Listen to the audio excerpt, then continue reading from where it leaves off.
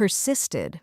For centuries, countless scientists attempted to unlock the secrets of the magic mirrors, but their efforts proved fruitless. It wasn't until 1932 that William Bragg, using the tools of modern science, finally confirmed Shenkuo's ancient theory.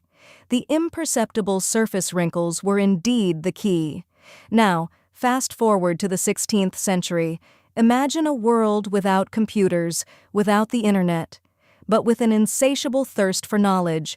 Just as we today might find ourselves with dozens of browser tabs open, so too did scholars of the Renaissance struggle to manage vast amounts of information. Enter the book wheel, a marvel of early information technology. Think of it as a custom-made rotating bookshelf, a 16th-century browser designed to keep numerous texts open and accessible at the same time. Gregory Hayworth, a specialist in textual science, explains that this ingenious device employed a system of epicyclic gears, much like a planetary system. One gear rotated around another, allowing the reader to effortlessly access multiple volumes. The shelves were carefully angled at 45 degrees to keep the books secure as the wheel turned. Scholars, particularly those engaged in writing encyclopedias or compiling editions of classical works, found this tool invaluable. It allowed them to consult multiple sources simultaneously, gathering information with unprecedented ease. This incredible invention is attributed to the Italian engineer Agostino Ramelli, but the surprises don't end there. Picture this. Sponge divers off the coast of Antikythera Island, Greece, in 1901. During their underwater explorations, they stumbled upon a shipwreck and, within it, an object that would rewrite the history of technology. This artifact, now known as the Antikythera mechanism, is considered the world's first mechanical computer. At first glance, the Antikythera mechanism appeared to be nothing more than a corroded hunk of bronze, but closer inspection revealed a complex assembly of gears and wheels. Initially, experts speculated that it might have been an astronomical tool. However, X-ray scans revealed a level of sophistication far beyond their initial expectations. This device was designed to calculate astronomical positions, predict eclipses, and even track the 4-year cycle of athletic games. It consisted of a box with dials on the outside and an intricate arrangement of gear wheels within. The identity of the instrument's builder and the reason why this advanced technology was lost to time remain mysteries. The very existence of the Antikythera mechanism forced scientists to reconsider their understanding of ancient Greek engineering. As Professor Michael Edmonds of Cardiff University put it, this device shouldn't exist. He marveled at the machine's precision and its ability to perform complex astronomical calculations. Edmonds even went so far as to say that, for him, the Antikythera mechanism is more valuable than the Mona Lisa. Our journey through time continues.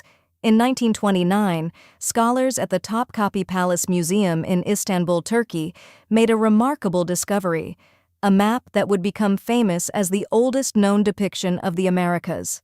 This detailed map, drawn on gazelle skin by Piri Reis, Ahmed Mahyaldin Piri, an Ottoman admiral and cartographer, in 1513, shows Europe, North Africa, the coast of Brazil, and various islands, including the Azores and Canary Islands. What makes this map so extraordinary is that Piri Reis created it just 21 years after Christopher Columbus's arrival in the New World. Piri Reis, a skilled maritime scholar and commander of the Ottoman fleet, drew upon his extensive sailing experience, but he also relied on a compilation of 20 other regional maps, including Arab maps of India, Portuguese charts, and, most significantly, a map of the Western Territories drawn by Columbus himself. The inclusion of Columbus's map has sent ripples of excitement through the historical community, raising profound questions about the extent of early knowledge of the Americas. Imagine journeying back to the dawn of exploration. In 1498, during his third voyage to the New World, Christopher Columbus meticulously drafted a map, a treasure he dispatched back to Spain. A map now presumed lost to the ravages of time. Yet remarkably, modern historians believe they can decipher Columbus's notations by studying the intricate world map crafted by Piri Reis, but the cartographic wonders don't end there. Reis conjured another world map in 1528, though only a fragment, a mere 16th of this map endures. Its surviving details paint a vivid picture. It depicted the northwestern stretches of the Atlantic, tracing the coastline from Venezuela to Newfoundland, and even capturing the southern tip of Greenland. Incredibly, this map also presented Antarctica, a continent unknown to the world for centuries to come. The implications were staggering, forcing historians to reevaluate the established timeline of discovery. Reis's depiction of Antarctica was not just a vague outline, but a detailed rendering of its topography, seemingly devoid of ice. Fast forward to the 1930s, where workers in Costa Rica stumbled upon a perplexing find: dozens of stone spheres. Locally dubbed bolista hydra, meaning stone balls, these enigmatic objects were clearly crafted by a civilization swallowed by the mists of time. What captivates researchers is their near-perfect sphericity. How could ancient hands achieve such precision? The spheres vary in size, some as small as a tennis ball, others dwarfing even that, reaching diameters of up to 7 feet. The largest of these behemoths tips the scales at a staggering 16 tons. Archaeologists are convinced of their artificial origin, yet their purpose remains shrouded in mystery. One theory suggests these spheres represent the solar system, or perhaps phases of the sun and moon. Others propose a more terrestrial function, marking the residences of tribal chiefs. Most of these stone spheres are sculpted from granodiorite, a resilient rock akin to granite. Experts speculate that ancient artisans employed smaller rocks of the same material as tools, painstakingly shaping these colossal spheres. It's also theorized that they used heat to weaken the stone, rapidly cooling sections to peel away outer layers. Now, let's journey to Iraq, 1936, where an extraordinary discovery was unearthed: an ancient battery. This artifact comprises a ceramic pot, a copper cylinder, and an iron rod. The iron rod, insulated from the copper by asphalt, sits snugly within the cylinder, both housed within the jar's opening. The copper cylinder isn't watertight, allowing any liquid within the pot to envelop the iron rod. Archaeologists are particularly intrigued by the oxidized iron rod, as the vessel merely required an acidic or alkaline solution to generate an electric charge. An Austrian archaeologist, upon examining this peculiar relic, posited that it harnessed chemical reactions to produce electrical energy, thus drawing comparisons to a modern battery. Perhaps an ancient civilization employed it for electrotherapy. Intriguingly, no electroplated artifacts from this era have surfaced.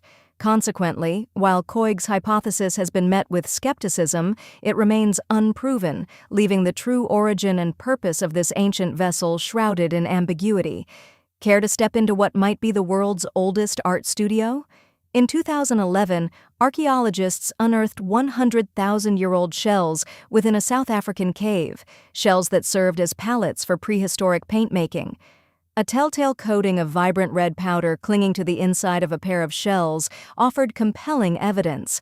Archaeologists believe they've uncovered a complete kit used to concoct a pigmented mixture. But the story doesn't end there. Imagine, in another section of the cave are several paintings, each subtly marked with minuscule price tags. Of course, we jest, though admittedly that expansive canvas would indeed look magnificent above my couch. Now shift your gaze to 1912, where British newspapers were ablaze with a sensational claim: the first humans emerged not from Africa, but from Britain. It felt as though the very foundations of history were being rewritten, and the public embraced it wholeheartedly. Crowds erupted in cheers, scientists raised their glasses in celebration, and the unassuming village of Piltdown in Sussex found itself thrust into the global spotlight, hailed as the epicenter of the greatest evolutionary discovery ever made. This extraordinary turn of events was largely thanks to one man, Charles Dawson, a curious amateur archaeologist with a thirst for discovery. Imagine a scientist, hungry for recognition, determined to etch his name into the annals of paleontology. This was the ambition of Dawson, who boldly claimed to have unearthed bone fragments belonging to a creature, a missing link, if you will, bridging the evolutionary gap between apes and humans. Dawson partnered with Arthur Smith Woodward, a well-regarded geologist from the esteemed Natural History Museum. Together, they meticulously pieced together fragments of skulls, teeth, and even what appeared to be primitive tools. The culmination of their efforts was unveiled to the Geological Society, the Piltdown Man. For decades, the world was captivated. Textbooks. Unsurprising. The Dorchester pot falls into the category of out-of-place artifacts, objects that appear far too advanced for the historical period they supposedly originate from. If we entertain the notion that the pot is indeed 500 million years old, then its creator possessed craftsmanship and technological prowess far beyond their time. Adding to the mystery, the pot features an engraving of a plant species believed to have vanished from Earth over 100,000 years ago, compelling evidence, perhaps, of the pot's truly ancient origins. Finally, we turn our attention to what appears to be the oldest map in Europe, a stone slab dating back 4,000 years to the Bronze Age. This remarkable artifact was discovered in France in the year 1900, nestled within an ancient burial ground. The carvings on the slab depict in 3 dimensions the River Odette network with astonishing accuracy, approximately 80% over an 18-mile stretch. While other stone-carved maps exist around the world, this one stands out due to its depiction of a specific area to scale. It appears the slab's carvings extend beyond rivers and hills, encompassing settlements, barrow sites, and field systems.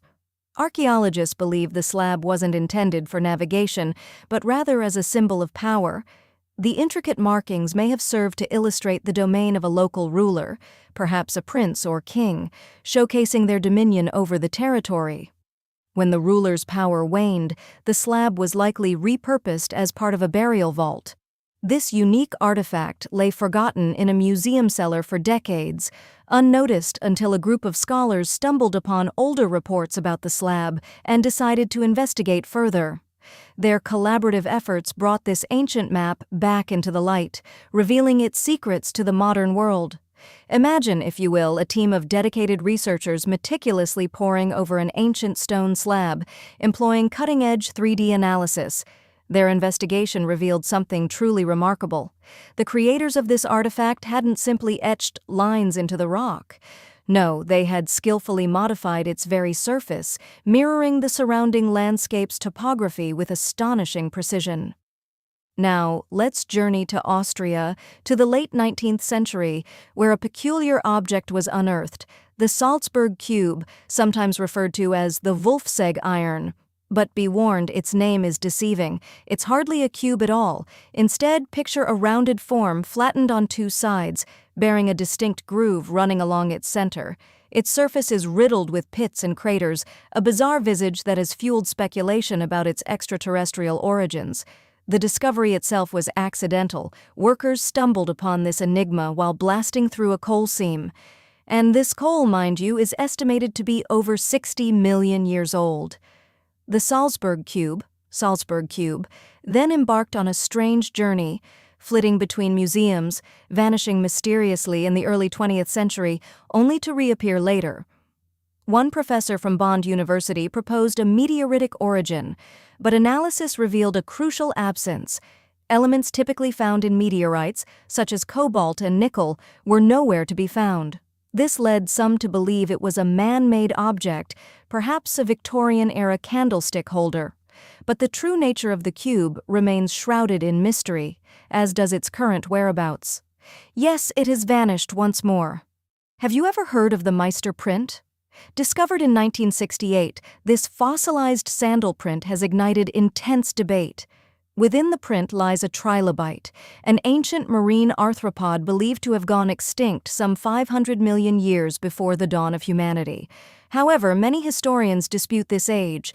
While the fossil was authenticated upon its discovery by Meister, the scientist who examined it only confirmed the presence of the trilobite. He made no claims about it being a human sandal print. Later, another scientist visiting the site uncovered a smaller 6-inch impression, suggesting a child's moccasin. However, the footwear appeared surprisingly new. Is this evidence of time travel? Proof that humans roamed the Earth millions of years earlier than we thought? Or perhaps a sign of ancient alien visitation? Or is it simply a rock formation playing tricks on our eyes? The answers, for now, remain elusive.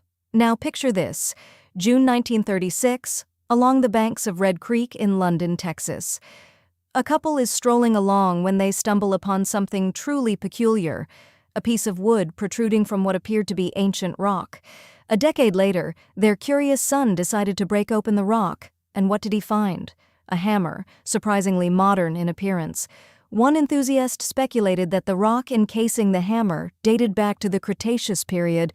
Imagine that, a 19th century hammer dropped while dinosaurs like Triceratops, still thundered across the Earth.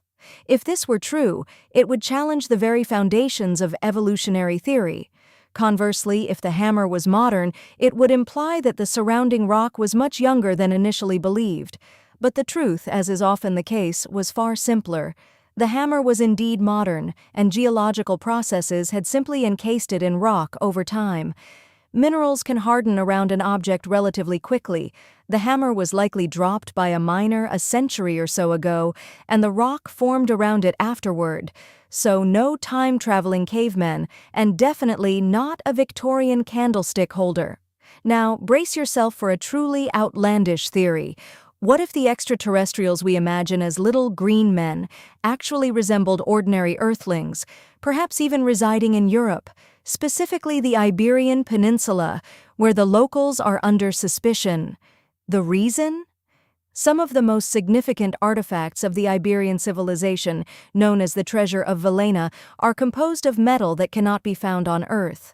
This metal, it is claimed, originates from a meteorite. Let's break this down. The artifact in question comprises 59 distinct objects: bowls, bottles, and bracelets. And what's with all those bees? In total, the find weighs approximately 20 pounds, with 18 pounds consisting of 23.5-carat gold. Now, if metallurgy isn't exactly your forte, let's clarify a few things right away. Imagine, if you will, that 23-carat gold, the kind you might find in the finest jewelry, is already an impressive 95.8% pure gold. But this is even purer. The remaining fraction consists of other metals, carefully added to enhance the strength and durability of this precious alloy. The original find also included silver, iron, and amber. But while the other artifacts appeared straightforward, two particular pieces seemed out of place. Imposters, if you will. Behold this unassuming iron bracelet and a hollow hemisphere. Notice anything peculiar? Those telltale rusty lines marring the surface of the hemisphere, and the bracelet's distinctly odd coloration, stand in stark contrast to the pristine gleam of the surrounding gold. This mystery began to unfold back in 1963, when a sharp-eyed researcher detected a dark, leaden metal nestled amongst the array of gleaming bowls and bottles.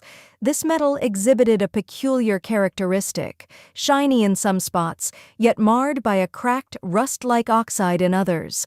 Now here's the thing: gold simply doesn't behave this way.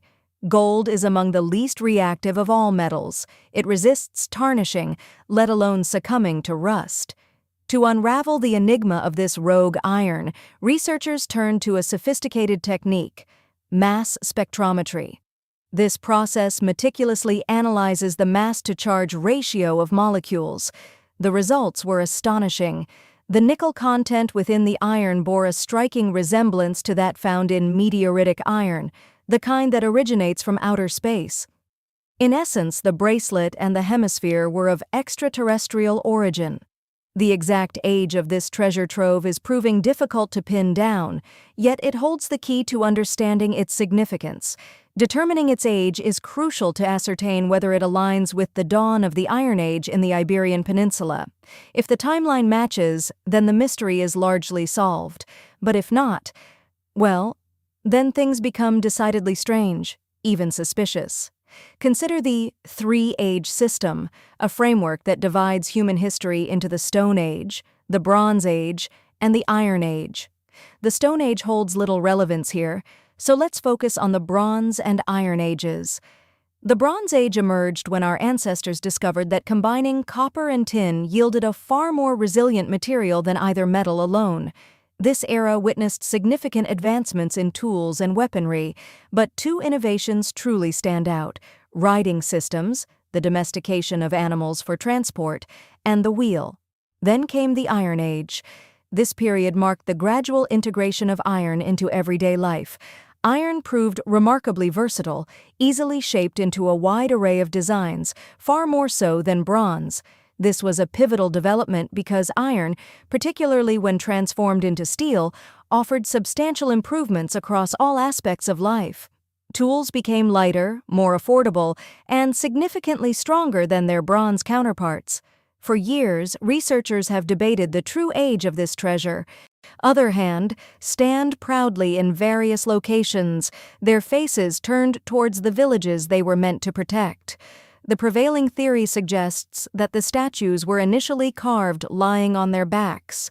Once the carving was complete, the sculptors would detach the statue from the rock face, carefully move it down the slope, and then upright it into a vertical position to complete the finishing touches. With the statue fully realized, the monumental task of transporting it to its designated platform began. Consider the scale of this endeavor: moving stone giants weighing nearly as much as a small house for miles across the island, all without the aid of modern machinery or vehicles. The Rapa Nui people must have developed ingenious and innovative transportation methods. Scientists have attempted to recreate these methods, experimenting with pulling moai replicas on wooden sleds. Initially, it was believed that palm trees might have played a crucial role, but this theory has since been largely discredited. The most compelling experiment to date involves using ropes to rock the statue back and forth, effectively walking it down the road in a standing position. This method aligns intriguingly with Rapa Nui legends, which speak of the moai walking from the quarry to their final destinations. And to facilitate this incredible feat, a well-maintained road system would have been essential. In the early 20th century, researcher Catherine Routledge unearthed an ancient road network dating back 800 years. This network consisted of pathways, approximately 15 feet wide, radiating outwards from the quarry. Routledge proposed that these roads served a ceremonial purpose, rather than being solely dedicated to the transportation of the statues. Unfortunately, her theories were largely dismissed at the time. Decades later, the renowned Norwegian adventurer and archaeologist Thor Heyerdahl presented his own theory, suggesting that the roads were exclusively built for transporting the moai, and that some statues were abandoned along the way for unknown reasons. However, in 2010, researchers discovered that all the statues ultimately reached their intended locations, each carefully placed upon hidden platforms. The road surfaces were U-shaped, which would have made pulling the massive statues along them a difficult task. Today, roughly 15 miles of these ancient roads can still be found on Easter Island, visible even in satellite images. It was once believed that the Rapa Nui people, through their actions, ultimately led to Easter Island's uninhabitability. The story of Easter Island, or Rapa Nui, has long been one of ecological disaster, a cautionary tale of a civilization that consumed itself into oblivion. The conventional wisdom painted a grim picture: unchecked population growth leading to deforestation, resource depletion, and ultimately societal collapse. But imagine a different scenario. Recent research, employing advanced remote sensing data and the power of machine learning, is rewriting this narrative. The new evidence suggests the islanders didn't preside over an environmental catastrophe. Instead, they demonstrated remarkable ingenuity and resilience, adapting to the harsh realities of their isolated home and maintaining a stable population for centuries. The key to their survival?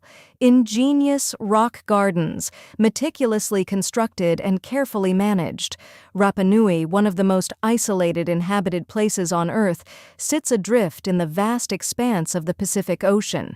To the east, the coast of central Chile lies over 2,200 kilometers away. To the west, French Polynesia is separated by 2,600 kilometers of open ocean. The island itself, a mere 63 square miles, is composed entirely of volcanic rock, a testament to a fiery past. However, the volcanoes fell silent long ago. Over time, Rapa Nui's soil has lost the vital nutrients that volcanic activity once supplied. Furthermore, the island is drier than typical tropical paradises, and the surrounding deep waters presented significant challenges to early settlers. Without shallow lagoons or reefs, fishing became a far more arduous task.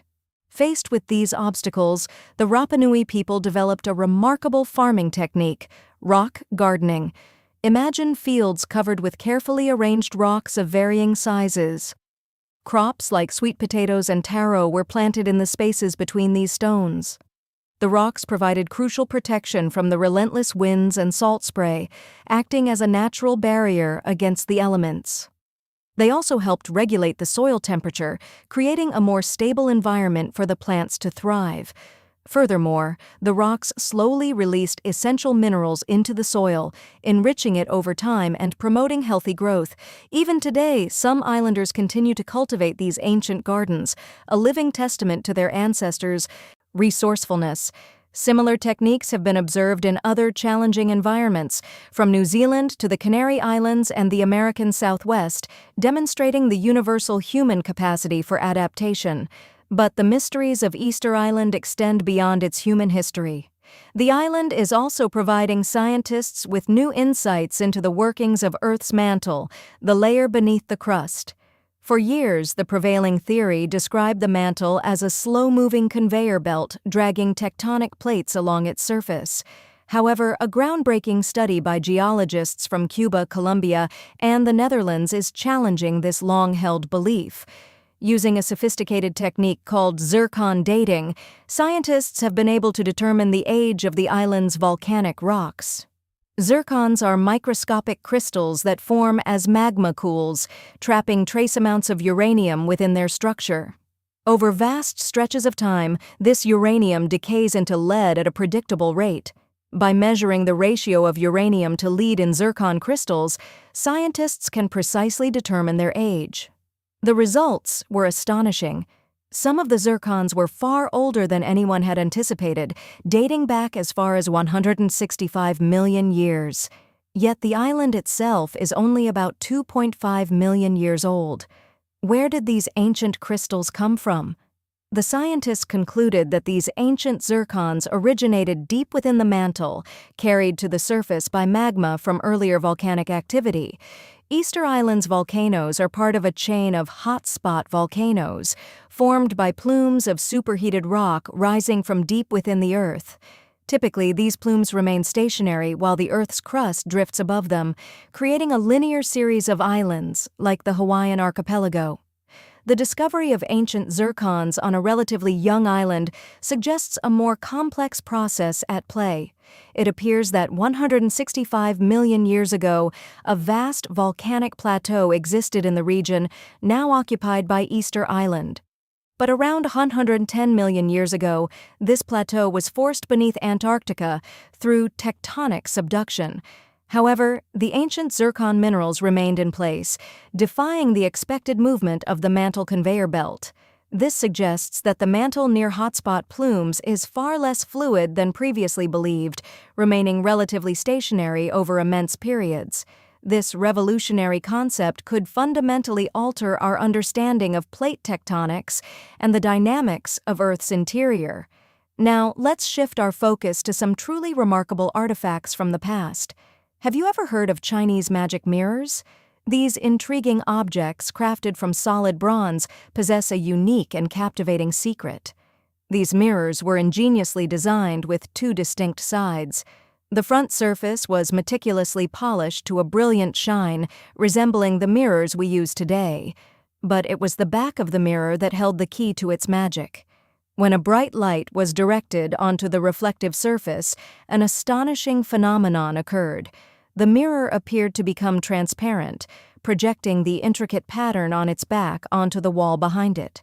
These patterns could vary widely, reflecting the artistic vision and intent of the creator.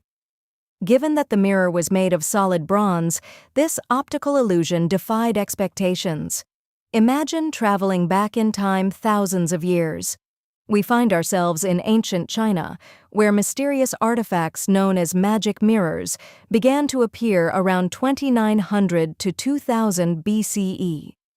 These objects quickly gained popularity, and workshops churned them out in vast quantities. But as centuries passed, the allure of these enigmatic mirrors seemed to fade, leaving behind a puzzle that would confound both ordinary people and the most brilliant minds for generations. The true nature of these mirrors remained shrouded in mystery for what seemed like an eternity. Then, in the 11th century, a Chinese scientist named Shen Kuo, Chen Gua, became intrigued by these objects. Luckily, he had access to not one, but 3 of these curious mirrors. Shen Kuo was astonished by the way the metal seemed to behave, almost as if it were transparent at times. He hypothesized that special tempering techniques might create nearly invisible wrinkles on the surface, giving the mirror its unique properties. These minute imperfections, he believed, were the key to their magical behavior. Remarkably, Shen Kuo was on the right track. Despite his insight, the mystery, questioning whether it originates from the post-Garrick era or the twilight of the Bronze Age. The most recent studies suggest that these artifacts were crafted between 400 and 200 BCE. But something doesn't quite add up. The Iron Age began roughly 500 years after the creation of these artifacts. Furthermore, it's highly unlikely that ancient artisans possessed the knowledge to work with metals that had arrived on Earth approximately 1 million years prior. While the dates present a conundrum, there's a plausible explanation for the extraordinary craftsmanship. The prevailing theory suggests that these skilled metalworkers simply stumbled upon a fallen meteorite. This stroke of luck granted them the opportunity to study its unique properties, unlocking the secrets to working with this alien material. Through experimentation and refinement, they mastered the art of shaping and manipulating it for decorative purposes.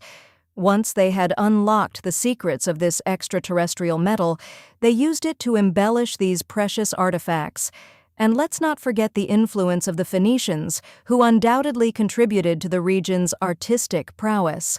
While the Iberian people had been working with metal and crafting pottery long before the Phoenicians arrived, the introduction of new metalworking techniques and the innovative potter's wheel allowed them to produce higher quality goods at an accelerated pace. So, we've seemingly deciphered the extraterrestrial origins of these Iberian artifacts. But the intrigue doesn't end there. This region remains shrouded in mystery. The reason? Their language. Most modern languages trace their roots back to a proto-language. For example, Italian, Spanish, and French all derive from Latin, explaining their shared linguistic traits. But Iberian stands alone. Imagine a land where the Iberian language once held sway, a region we now know as modern Spain. A question arises: why does modern Spanish bear so little resemblance to this ancient tongue?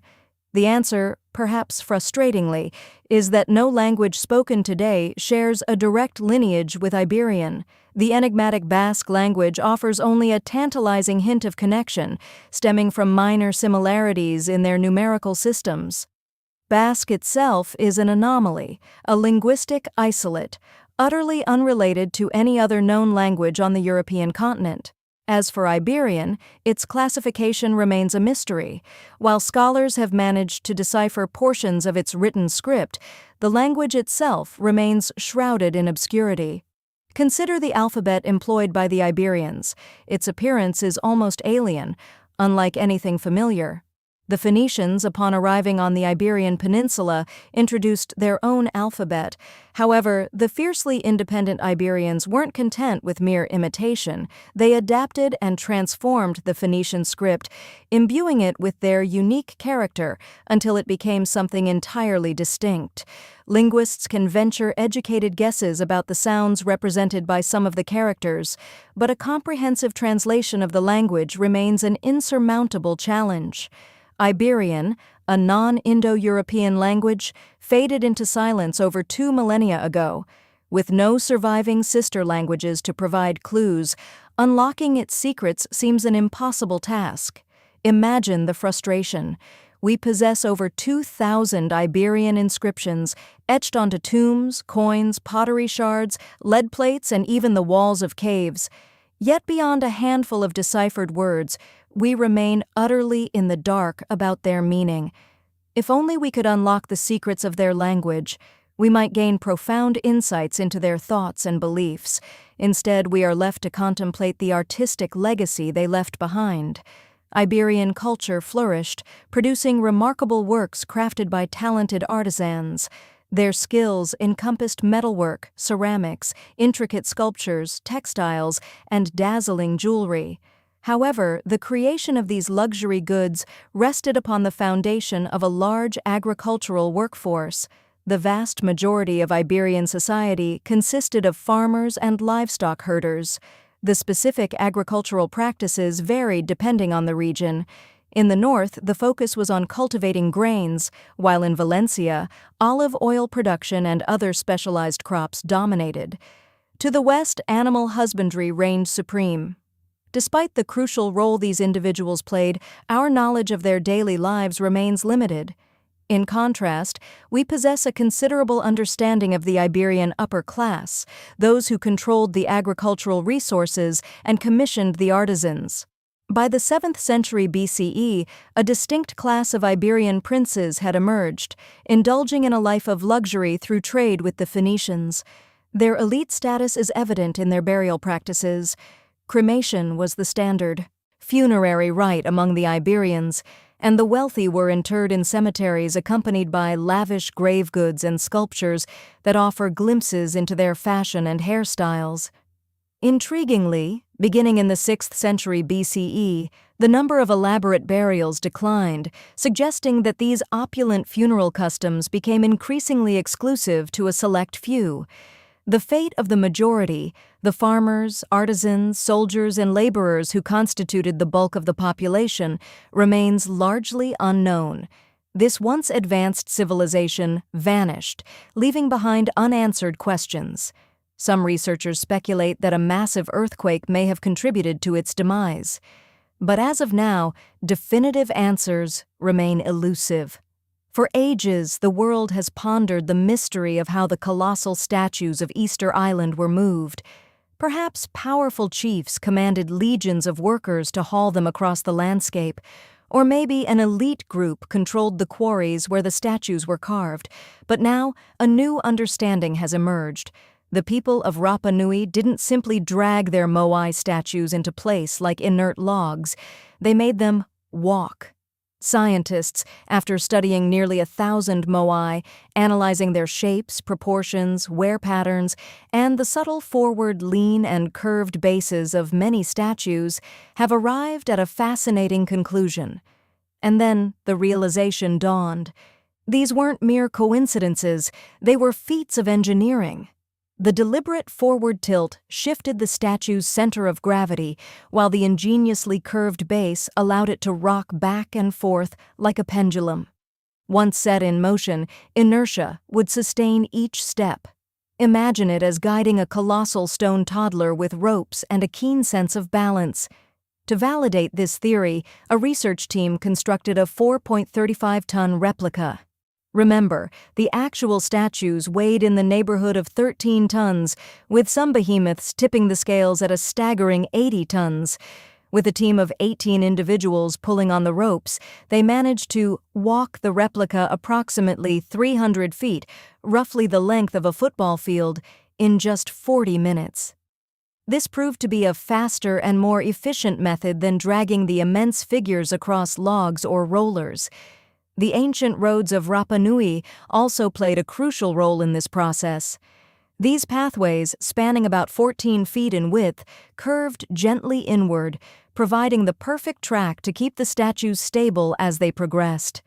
Each time the islanders relocated a moai, they weren't simply transporting it, they were actively shaping the road itself as an integral part of the undertaking. Today, the island's landscape bears witness to these ancient routes, crisscrossing and running parallel, like alternative paths chosen long ago. The ancient workers likely cleared a section of ground, advanced the statue a short distance, cleared a bit more, and then rocked it forward again in a carefully orchestrated rhythm. It appears they invested as much effort in preparing the road as they did in moving the statue itself. Thus, the ancient Rapa Nui people didn't require vast armies of workers or modern machinery. Their success stemmed from ingenuity, rhythm, teamwork, and clever design. But the mystery of the moai extends beyond transportation. While it was understood that the statues honored important chiefs, the precise reasons for selecting specific locations remained elusive. Most of the moai stand sentinel along the coastline, almost as if guarding the island. A team of scientists investigated these locations more closely, and the answer, surprisingly, revolved around water. Easter Island's volcanic soil is incredibly porous, rapidly absorbing rainfall. Consequently, the island lacked substantial rivers or streams, resulting in a scarcity of fresh water. Centuries ago, the inhabitants survived thanks to groundwater discharge. Water, stored deep underground in aquifers, layers of rock or soil, naturally rises to the surface. As this water surfaced near the coast, it mingled with seawater, yet remained sufficiently fresh for consumption. The locals collected this precious resource directly from these coastal points, and, significantly, these were the very locations where they erected the moai. The statues weren't merely decorative additions to the coastline. They served as markers for the island's most vital sources of fresh water. Most of the moai bodies were fashioned from volcanic tuff, a soft, easily carved stone, primarily, had passed away to leave brief messages, and sometimes for protection or magic. In the early days, some runes likely possessed special spiritual or ritual significance. One particularly interesting aspect of rune stones is that they were often used for self-promotion, almost like an ancient form of social media. Imagine a tweet carved into stone, a status update broadcast for all to see. One such example is a rune stone from the 11th century, where a man named Vigmen had it carved for himself, declaring himself to be the cleverest of men. He also made sure to mention that he was a ship captain, ensuring that everyone knew of his accomplishments. Imagine, for a moment, the chilling winds of the ancient north, the crackling fires of a Viking longhouse, and the hushed reverence surrounding symbols of immense power. The Old Norse poem, the Havamal, recounts Odin's sacrifice. Hanging on the world tree Yggdrasil for 9 long nights, pierced by a spear, all to unlock the secrets of the runes. This legend alone speaks volumes about the mystical significance attributed to these ancient characters. It's fitting, then, that the very word rune originates from a Proto-Germanic term, whispering of secrets and hidden knowledge. There's an age-old adage about the inherent power residing within words. For the Germanic tribes of old, this power wasn't merely symbolic. It felt like tangible magic, a force that could shape destiny. And that's precisely why understanding the origins of this magic is so crucial. The recently discovered finger-root runestone offers a tantalizing glimpse into that past. But it's not just the inscription itself that matters. It's the context, where it was found, what was written, and the possible reasons behind its creation. The location of the finger-root runestone's discovery is, in itself, a treasure trove of archaeological significance. This site has yielded incredible finds, most notably the Valsgerda helmet, a relic of immense historical value. The stone was deliberately placed within a cremation pit, resting alongside the cremated remains of an adult and a collection of cherished personal items. Through the marvels of radiocarbon dating, analyzing charcoal and bone fragments, researchers can now pinpoint the age of this enigmatic runestone. The finger root stone. The artifact is not actually called the Sfinger stone, as the source text mistakenly states, isn't an isolated find. Archaeologists have unearthed countless Norse artifacts adorned with runes, combs, jewelry, knives, everyday objects etched with these powerful symbols. Some of these may be of similar age, but the finger root runestone possesses a unique advantage. While other runic inscriptions are often fragmented, displaced, or lack definitive dating, the finger root stone, thanks to radiocarbon analysis, stands as the oldest runestone ever discovered with a secure archaeological context. The inscription itself is brief, a single word, shrouded in mystery. Its precise meaning remains elusive. The clearest portion appears to be Ida, and the prevailing theory suggests it's a name, perhaps Ida, in a genitive form, signifying of Ida or belonging to Ida. Could this be the name of the individual buried in the cremation pit, or perhaps someone being honored? Intriguingly, there's a strong possibility it's a female name, potentially marking this as the earliest known instance of a female rune inscriber in recorded history. But the story doesn't end there. Researchers now suspect the finger root runestone was part of a larger, more elaborate monument. Excavations have unearthed over a dozen sandstone fragments scattered across multiple graves within the site.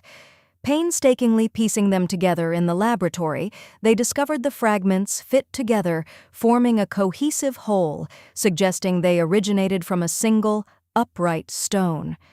The main fragment, bearing the runic inscription, was discovered within one grave, while other similar pieces were interred in nearby cremation pits. Archaeologists theorize that the monument was deliberately broken and repurposed in a ritual, perhaps to forge a connection between different individuals or generations laid to rest in that sacred ground. Instead of simply marking a single grave, it might have initially served as a memorial, later incorporated into other graves as a symbolic act of remembrance. Some even speculate that the runes themselves may have been carved by different hands across different eras. The finger root runestone, though small in size, holds immense significance. As the oldest runestone ever unearthed within a secure archaeological context, it offers a crucial key to understanding the genesis of writing in Northern Europe. This groundbreaking Norwegian discovery underscores the profound connection between runes, ritual, memory, and, quite possibly, women in ancient Norse society. And if this is merely a fragment of a larger monument, then we've only glimpsed a portion of the story. Ancient Norse artifacts like this constantly reshape our understanding of pre-Viking history. With each new discovery, the past comes into sharper focus. Perhaps one day we'll unearth another runestone, perhaps even one carved by another female hand. Now, prepare to shift gears, to journey across continents and millennia. Have you ever encountered perfectly spherical objects, seemingly crafted by human hands, yet dating back billions of years? These are the Klerksdorp spheres, enigmatic objects found within deposits of the mineral pyrophyllite in South Africa. Their existence has sent ripples of wonder and speculation throughout the scientific community. Resembling miniature, ancient cricket balls, complete with seam-like lines encircling their middles, these spheres defy easy explanation. Back in the 1980s, some proponents claimed these spheres were the work of an advanced pre-Diluvian civilization, a society lost to the mists of time, about which we know absolutely nothing. One museum curator even shared tales of these spheres rotating spontaneously within their display case, defying the laws of physics. There, imagine, for a moment, a television show daring enough to invite a psychic onto the airwaves. The psychic, with an air of authority, declared that peculiar spheres discovered in South Africa were, in fact, fragments of an ancient spaceship. But let's consult the geologists, those who read the Earth's history etched in stone.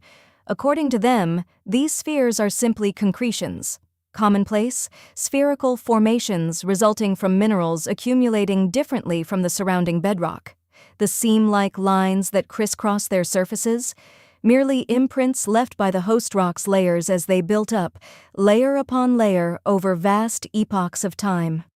These so-called Klerksdorp spheres exhibit a variety of shapes, ranging from noticeably flattened orbs to distinctly disc-like forms.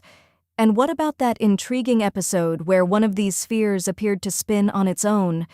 The curator of the Klerksdorp Museum, a man of science and reason, offered a straightforward explanation. When placing a sphere on a glass shelf for a journalist's visit, the sphere, naturally, rotated slightly due to its rounded form. Furthermore, the museum's location is prone to earth tremors, a consequence of the gold mining activities that rumble beneath the surface. Now, let's journey to the island of Crete, where the oldest known human-like footprints may lie, dating back a staggering 6 million years. If this dating proves accurate, it would suggest that our early human ancestors migrated between Europe and Africa far earlier than previously imagined. This doesn't negate Africa's status as the cradle of humankind. Rather, it implies a more fluid movement of early hominids back and forth across continents. Some researchers propose these footprints were left by a bipedal creature, possibly related to an early human ancestor known as Greco-Pithecus freibergi. Scientists who have meticulously studied these prints note their remarkably human-like characteristics: 5 toes and a parallel big toe, closely resembling modern human feet. However, skepticism lingers within the scientific community. Some suggest that these prints might belong to a late European ape, a creature whose anatomy could produce similar impressions. A recent study analyzing fossilized marine microorganisms within the sedimentary rocks aims to solidify the 6 million year age claim, adding further weight to the debate. Our next stop brings us to the enigmatic Dorchester pot. This beautifully crafted metal vessel, adorned with fancy geometric designs embossed in shimmering silver, was unearthed in Dorchester, Massachusetts, a most unexpected locale. Discovered in 1852 during a powerful blasting operation, the pot was found fractured into 2 pieces. Scientists speculate that it was originally embedded within a mass of rock known as pudding stone. The rock formation from which the Dorchester pot emerged is estimated to be around 500 million years old. Could the pot itself be of comparable age? The prevailing, albeit less sensational theory suggests that the Dorchester pot is simply a Victorian-era candlestick holder. Such ornate items were quite fashionable during that period, making the discovery of such a household object were revised, rewriting the story of human evolution around this supposed discovery. Generations of students memorized it as undisputed truth. But, as often happens in science, a twist awaited. In 1949, a revolutionary technology emerged, capable of determining the precise age of ancient objects. When applied to the Piltdown Man, the results were unsettling. The skull, it turned out, was a mere 50,000 years old, a far cry from the hundreds of thousands of years initially claimed. Then came an even more earth-shattering revelation. The skull and jawbone didn't even belong to the same species. Someone had deliberately combined a human skull with the jaw of an ape, most likely an orangutan. To further the deception, the teeth had been meticulously filed down to resemble human dentition, and the bones were stained to match the color of the surrounding gravel. A paleontological Frankenstein's monster. This fabricated fossil and its creator had successfully deceived the entire world, convincing them they had found a crucial piece of humanity's ancient puzzle.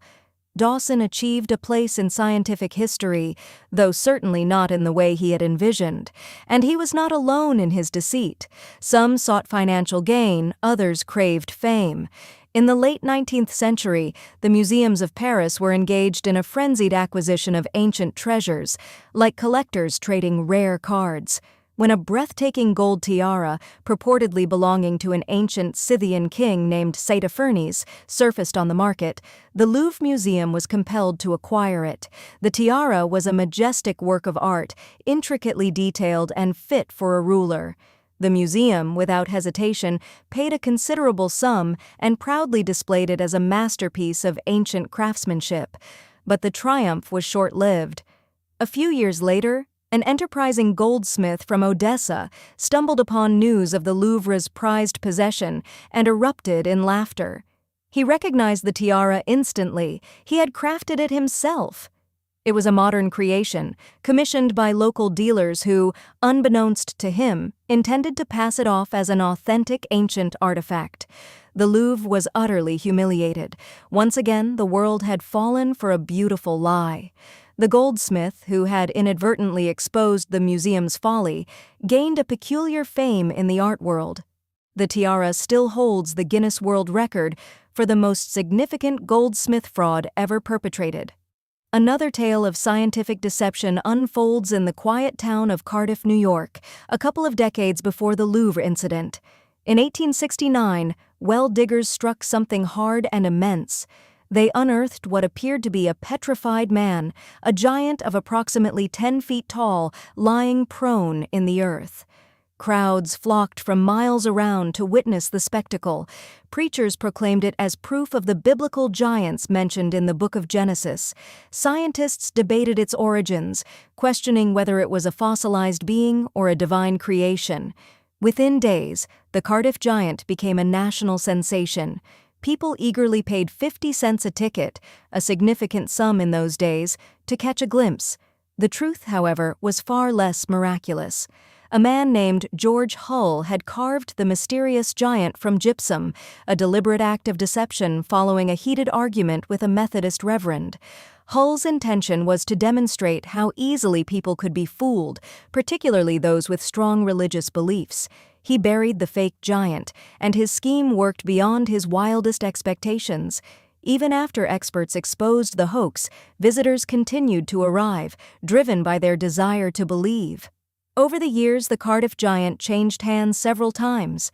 Today, you can view it at the Fenimore Farm and Country Village Museum in Cooperstown, New York. Speaking of museums, you might have encountered crystal skulls that seem to glow under light, often presented as sacred artifacts from Mesoamerican temples.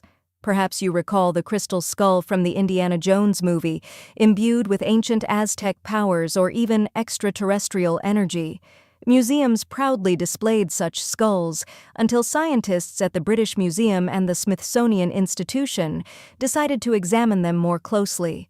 Their findings shattered the myth. The skulls were crafted using modern rotary tools and abrasives, technology that ancient carvers simply did not possess. In other words, imagine, back in the 1800s or 1900s, someone with access to modern machinery meticulously crafted these objects, fooling the entire world. These weren't messages from deities or artifacts left by advanced spacefaring civilizations. No, they were merely elaborate paperweights, cleverly designed to deceive people into believing in ancient superpowers. Now let's leap forward several decades to the 1960s. Yale University unveiled what appeared to be a groundbreaking discovery, something that could rewrite the very fabric of world history. A 15th-century map depicting North America, labeled Vinland. This suggested that Vikings had charted the American continent long before Columbus ever set sail. The headlines screamed with sensational news.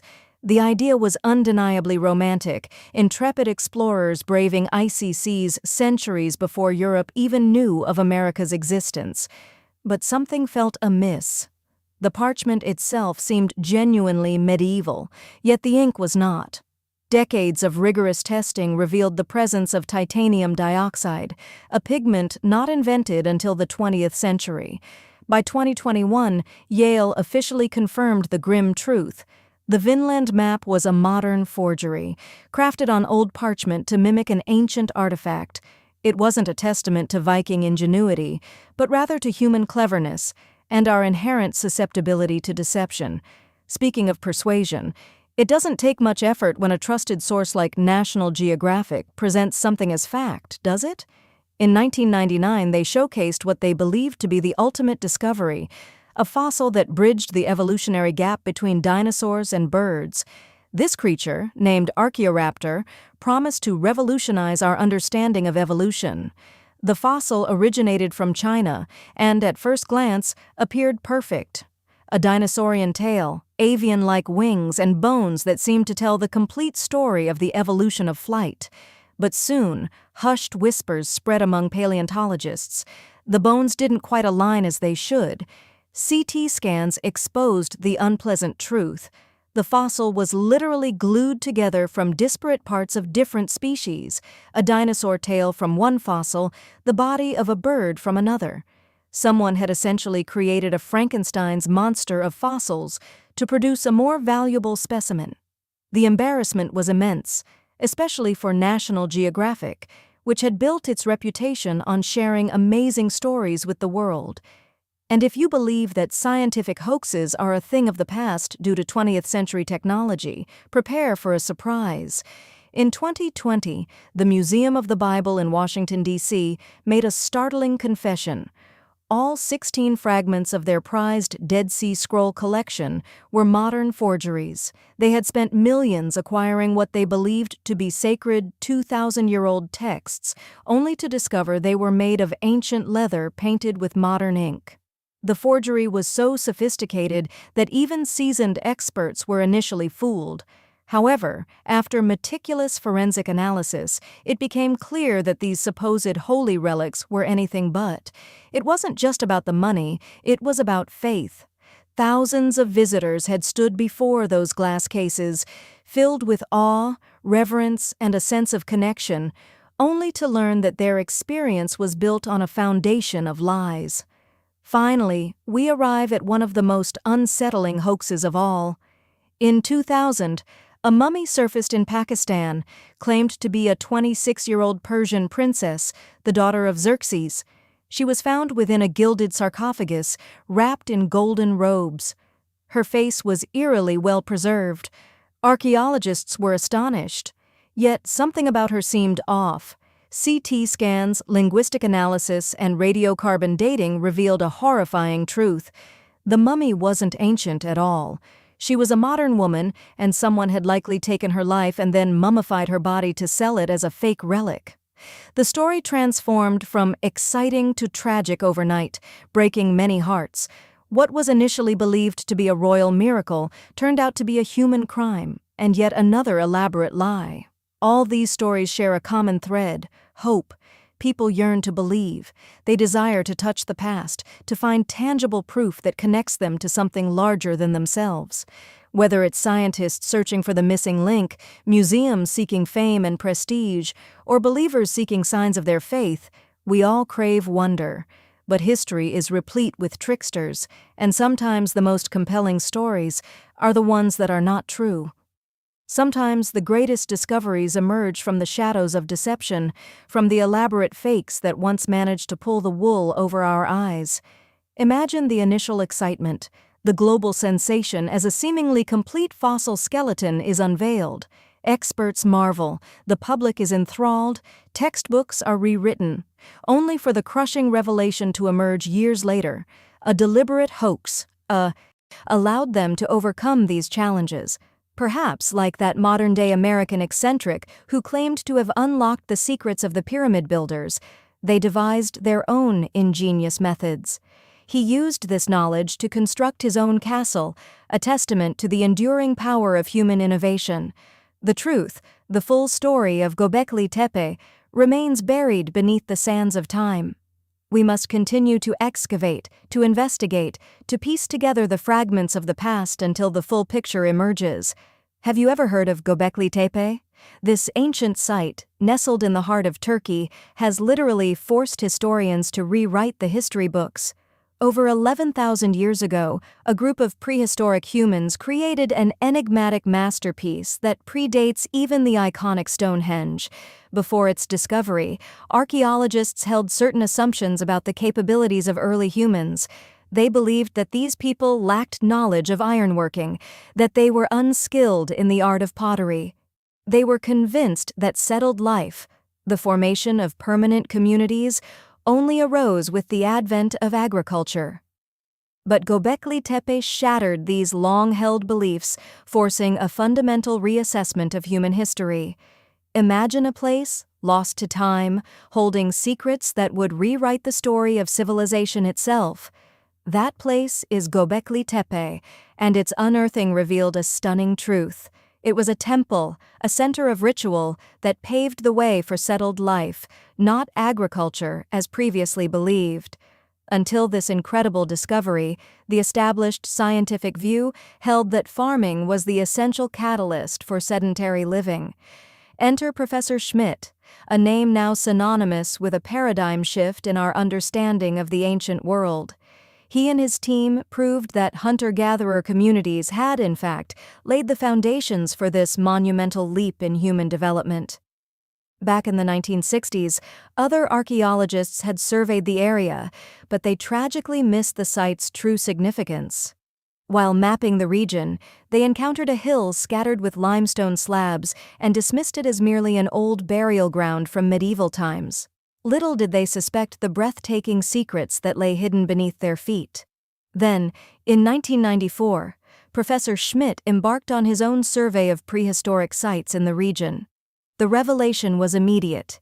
He instantly recognized that he had stumbled upon something truly extraordinary. Unlike the surrounding flat and barren plateaus, Göbekli Tepe, or Potbelly Hill as it translates, possessed a gently rounded summit rising some 50 feet above the landscape. Schmidt knew instinctively that only human hands could have shaped such a place. Those broken limestone pieces, once mistaken for simple gravestones, were about to reveal their astonishing true nature. It was akin to discovering a hidden treasure of immense historical value. The pieces suddenly took on a new and profound meaning, and Schmidt, with his dedicated team, prepared to delve into the mysteries awaiting them beneath the surface. The initial excavations yielded a surprise. They found no traces of a permanent settlement, no hearths for cooking, no houses, and none of the clay figurines so commonly unearthed at other sites of similar age. However, they did find evidence that these ancient people used tools, including stone hammers. Schmidt and his team then embarked on a careful analysis to estimate the age of the stone structures. Their estimations were subsequently corroborated by limited carbon dating performed directly at the site. The sheer antiquity of Göbekli Tepe was beginning to emerge, like a complex puzzle slowly being pieced together. One might assume that these early people lacked the necessary tools to create something as magnificent as Göbekli Tepe.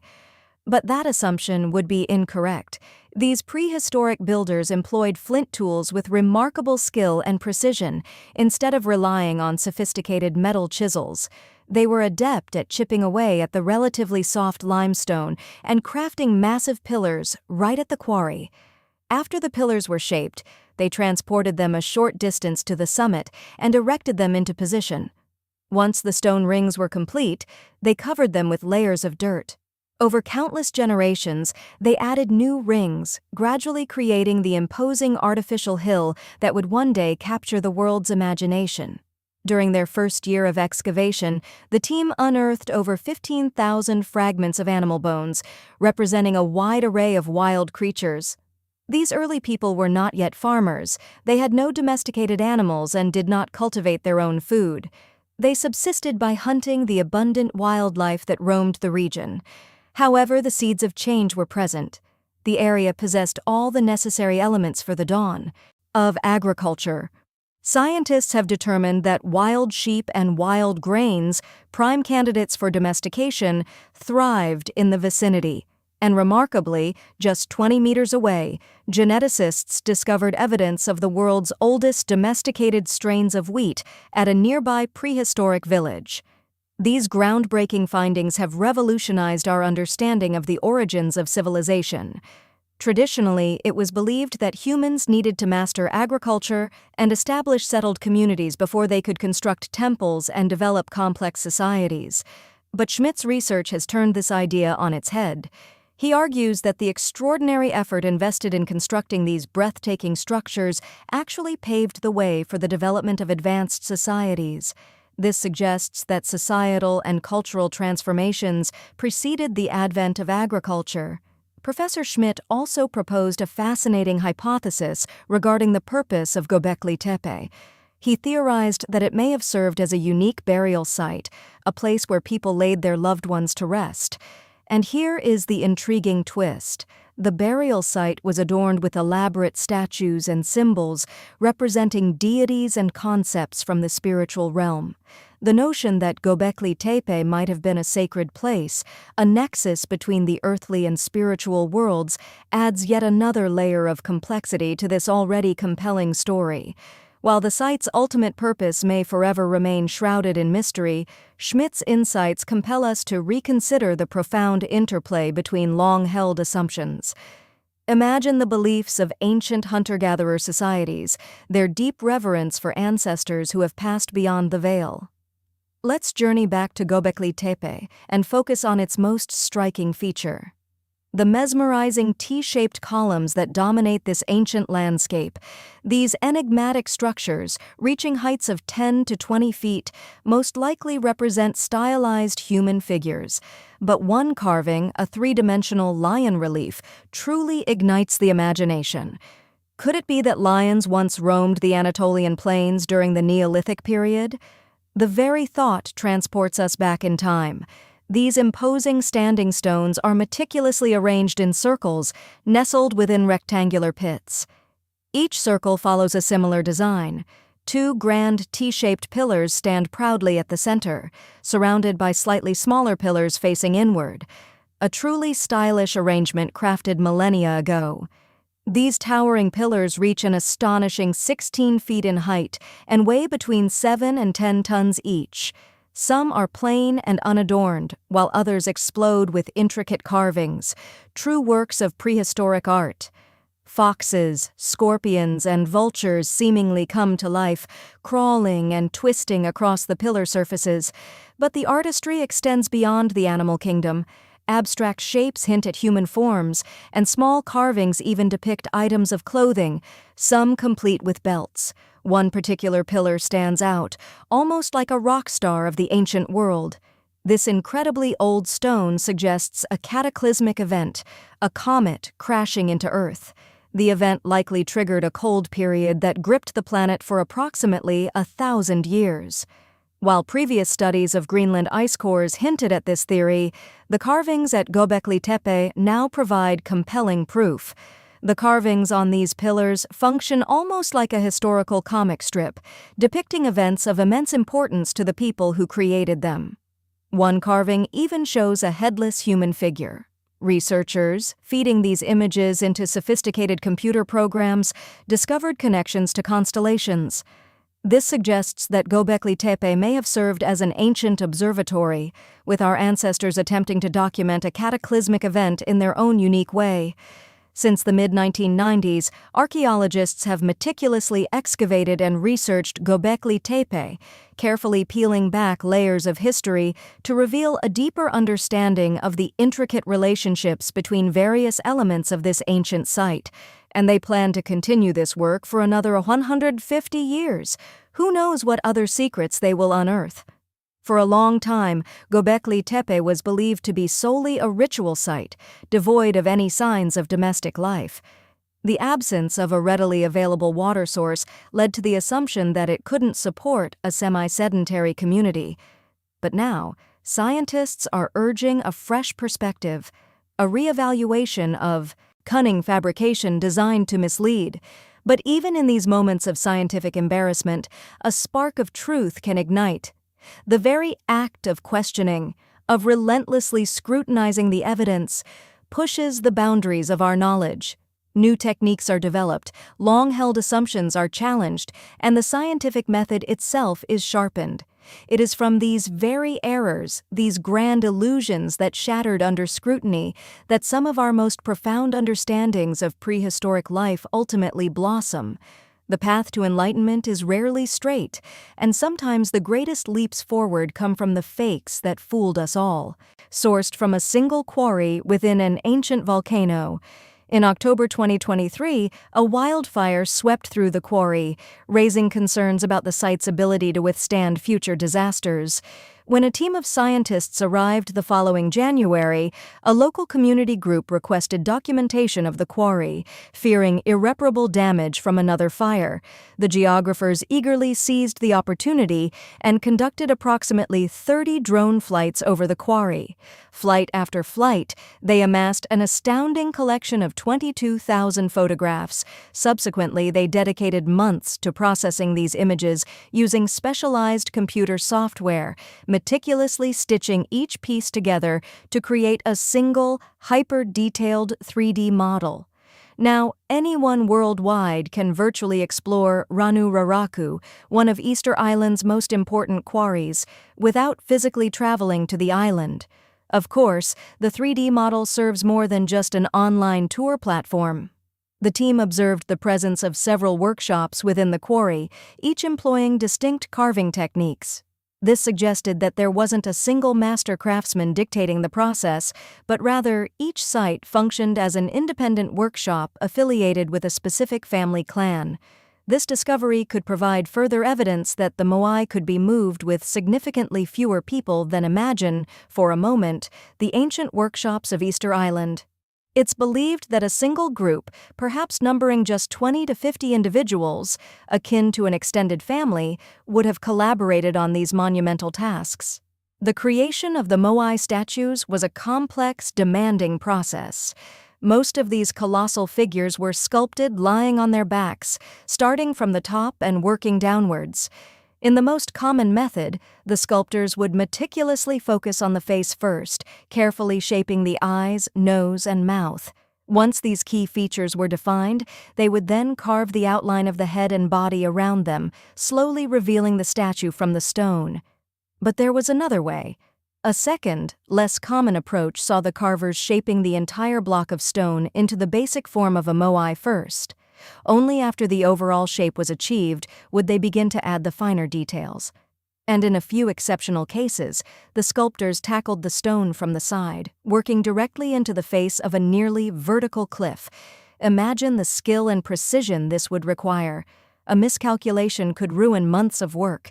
For years, researchers believed they had mapped and catalogued every moai on the island, over 1,000 of these silent sentinels. But the island held a secret.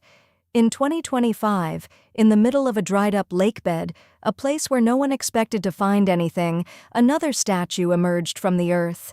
This was unprecedented, the first moai ever discovered in a lake bed.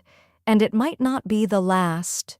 For centuries, perhaps 200 or 300 years, the lagoon was almost 10 feet deep, making it impossible for anyone to build or place a statue on the bottom. The scientists estimate the moai to be over 500 years old. It's entirely plausible that the Rapa Nui people, the master builders of these monuments, transported the statue to this location when the lake was dry in the distant past. This newly discovered moai stands just over 5 feet tall, making it smaller than many of the other statues scattered across the island. As the region continues to dry, the lake bed is slowly revealing secrets hidden for centuries. More statues could be concealed beneath the thick reeds that have grown over the lake for countless generations. Now, with the water receding, scientists have an opportunity. They can deploy ground-sensing tools to peer beneath the surface and detect what lies buried below. But even as researchers continue their studies, unraveling the mysteries of the moai, nature is mounting a new challenge. A recent study indicates that by 2080, seasonal waves could surge far enough inland to reach some of Easter Island's most iconic moai statues. These stone giants have weathered everything. Scorching sun, relentless winds, torrential rain, the slow creep of lichens across their surfaces, and even wildfires. But rising sea levels pose a threat unlike anything they have faced before. Researchers have created a highly detailed digital model, a digital twin, of a bay on the island's southeastern coast. They ran numerous simulations to predict how different sea level rise scenarios would affect wave movement through the bay. The results are alarming. These simulations suggest that waves could begin reaching the site's 15 moai by 2080. One of the most recognizable and frequently photographed groups of statues on the island could be submerged. This location sits on a large ceremonial platform and attracts more visitors than almost any other Moai site. On Rapa Nui. And the danger doesn't stop there. Dozens of other significant cultural sites in the vicinity are also at risk: ancient dwellings, petroglyphs etched into stone, burial grounds, and ancient rock gardens. In essence, the entire tangible record of Rapa Nui's cultural heritage is in jeopardy. If the island fails to address these risks, it could even lose its UNESCO World Heritage status. Armed with a clearer understanding of the threat, researchers are eager to use this knowledge to help protect the island. Scientists are hoping to collaborate closely with local communities to protect Rapa Nui's cultural heritage for future generations. Imagine the surprise when scientists stumbled upon a new Moai statue on Easter Island, nestled inside the crater of an ancient volcano. They were convinced they had already catalogued every Moai. That's what the local people call those world-famous stone giants. But this discovery challenges everything we thought we knew about them. First, the Moai were rarely solitary figures, so we may soon hear about more discoveries in the same vicinity. Second, this marks the first time a Moai has been found at the bottom of a lake. The scientists were working on a project to restore the marshland within the volcano's crater when they unexpectedly encountered the statue. The lake that once occupied this space began to dry up in 2018. For at least 2 centuries, imagine traveling to a remote island in the vast Pacific Ocean, a place shrouded in mystery and ancient wonder. Easter Island. Here, colossal stone statues, the Moai, stand as silent sentinels of a forgotten civilization. Recently, a remarkable discovery has sent ripples of excitement through the archaeological community. A new Moai statue was found submerged in a lake. For at least 2 or 3 centuries, the lakebed was submerged in almost 10 feet of water. That would have made it impossible for the Rapa Nui people to have stood the statue there. Scientists estimate that the Moai are over 500 years old. It's quite possible that the Rapa Nui, the original builders of these iconic figures, transported this particular statue to its watery resting place when the lakebed was dry. This newly discovered Moai stands just over 5 feet tall, making it smaller than many of its brethren scattered across the island. Yet, it is a complete, full-bodied sculpture, boasting clearly recognizable features. Researchers are eager to employ radiocarbon dating to pinpoint the statue's precise age. Intriguingly, there are no immediate plans to move the statue from its location, respecting the wishes of the Rapa Nui community elders who believe it should remain undisturbed. For centuries, the Moai statues have presented a perplexing puzzle to scientists. While it was clear that they served as tributes to the island's chiefs and ancestors, the reasoning behind their placement in specific locations remained elusive. The majority of these imposing figures are positioned along the coastline. Now, researchers from Binghamton University in New York have delved deeper into this mystery, uncovering a fascinating connection to the island's water sources. Easter Island's volcanic soil is incredibly porous, readily absorbing rainwater. This means the island lacks an abundance of streams and rivers, leading to a scarcity of readily accessible fresh water. Centuries ago, the island's inhabitants relied heavily on groundwater discharge for their drinking water. Aquifers, vast reservoirs of water stored deep beneath the surface in layers of rock and soil, would eventually reach a point where the water flowed upwards toward the surface. In coastal areas, this subterranean water would emerge, mixing with the salty seawater. However, the salt concentration remained low enough for the water to be safely consumed. The islanders ingeniously collected this precious resource directly from these discharge points. It now appears that the coastal placement of the Moai was no accident, but rather a deliberate act, positioning them near these vital water sources. The primary material used to construct the Moai was volcanic tuff, sourced from a local quarry located within the confines of a long-dormant volcano. While this material was relatively easy to carve, its transportation posed a significant challenge. This logistical hurdle likely explains why archaeologists have discovered over 300 unfinished Moai still residing within the quarry. The completed statues on the "We can actively seek out techno-signatures" Technosignatures are indicators of technological activity potentially generated by intelligent life. Think of these as counterparts to biosignatures, such as microbes or specific molecules, that suggest the presence of simple life forms. However, detecting biosignatures across the vast expanse of space is an incredibly daunting task. Technosignatures, conversely, offer a potentially more accessible path. These can include radio signals, laser emissions, or the presence of atmospheric pollutants like carbon dioxide or methane. Earth itself emits technosignatures detectable from considerable distances. So why not search for similar indicators on other distant worlds? Where do we even begin? We currently know of over 6,000 exoplanets. Any alien technology would necessarily be governed by the same fundamental principles of physics and chemistry that underpin our own, given the universality of natural laws. Perhaps colossal solar energy collectors on a remote planet radiate excess heat that we could detect with infrared telescopes. Or perhaps large-scale industrial processes release chemical compounds that are visible through sufficiently powerful telescopes. There exists a catalog of potential technosignatures that scientists routinely scan for. When a potential match is identified, the real work commences. Researchers must rigorously verify that the detected signal originates from artificial technology rather than a naturally occurring cosmic phenomenon. Some years ago, astronomers observed a star known as Tabby's star, located roughly 1,280 light-years away. They noted an unusual dimming pattern, suggesting that some massive object was intermittently obscuring the star's light. This irregular dimming sparked speculation about the existence of alien megastructures, perhaps a Dyson sphere or some other colossal engineering project constructed by an advanced extraterrestrial civilization. Some even speculated it could be some giant alien ship that parked near the star. In reality, it was eventually determined to be simply space dust orbiting the star. This underscores why every potential technosignature requires meticulous scrutiny and confirmation. To date, however, no definitively confirmed technosignatures have been discovered. Space is incomprehensibly vast. The distances separating planets are immense. Perhaps we are simply unable to detect each other with our current technology. Even if intelligent life abounds in the cosmos, our ability to communicate across interstellar distances may be fundamentally limited by the technological constraints of both their civilization and our own. The renowned Italian-American physicist Enrico Fermi famously encapsulated this dilemma with a simple question: where is everybody?